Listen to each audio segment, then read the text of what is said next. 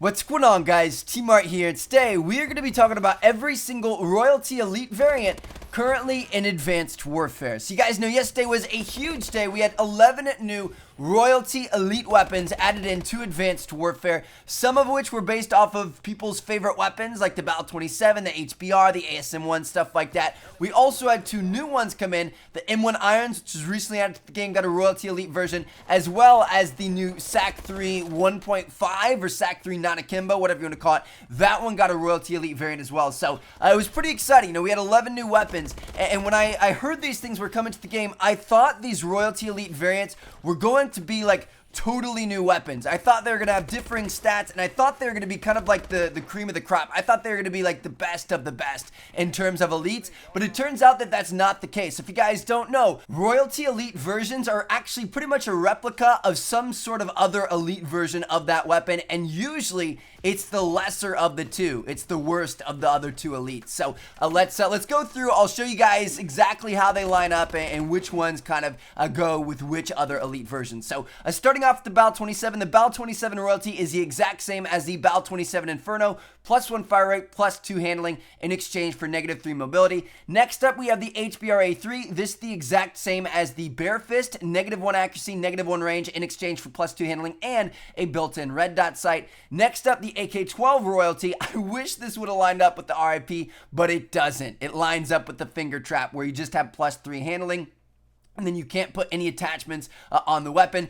Next up, we've got the ASM-1 Royalty, and this is the one exception. This thing actually does line up with the better elite version, the Speakeasy. So you've got -1 damage and -1 range in exchange for +2 fire rate and that built-in round drum extended mag. Now, next up, we've got the KF-5 Royalty. This lines up with the KF-5 Spanner, -2 fire rate, -1 handling in exchange for +3 range. Next up, we've got the SAC-3 non-akimbo Royalty, which lines up with the SAC-3 not akimbo isolated, which is +3 damage and -3 handling with a built-in red dot sight. All those things have built-in red dot sights. Next up, we have the Ameli. So the Royalty has +2 fire rate, built-in advanced rifling, and a reduction in the magazine size, which is the exact same as the Ameli Chicanery. I think that's how you say that one. I'm not sure. Next up, our second LMG here, the Pytaek Royalty Elite, is the same as the Exploit, -1 accuracy, -1 fire rate in exchange for +3 range. Next up, TAC-19 is the exact same as the Sledgehammer,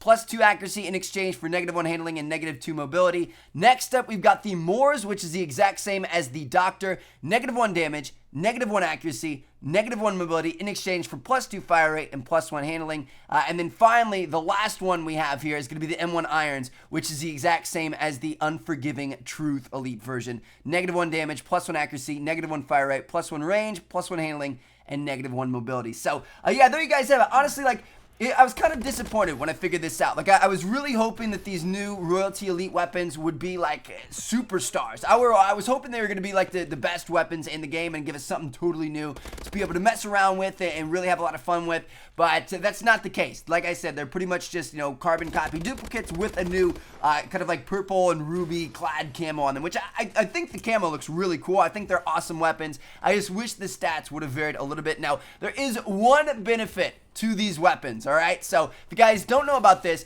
the one benefit is you do spawn in with an extra magazine with your Royalty weapons. And on things like the LMGs or the Speakeasy or stuff like that, that's actually pretty significant. So you guys can see right here, on the Bal 27 Inferno, you're going to spawn in with 32 bullets in your mag and 96 in reserves. With the Royalty, when we switch that, you're going to have 32 in your mag, but then 128 in your reserves. So you have a full extra magazine of ammo that you're going to be carrying with you for free, which is kind of nice. It's kind of like a built-in scavenger type deal almost. That's, you know, it's definitely a benefit, but it's nothing compared to what I think a lot of us were expecting. So, anyway, yeah, there you guys have it. Hopefully you guys enjoyed the video. Hopefully this cleared up some stuff for you guys. If you guys liked the video, make sure you leave it a thumbs up, and I will catch you guys later. Check out these two videos on screen if you haven't seen them yet. Peace out, guys.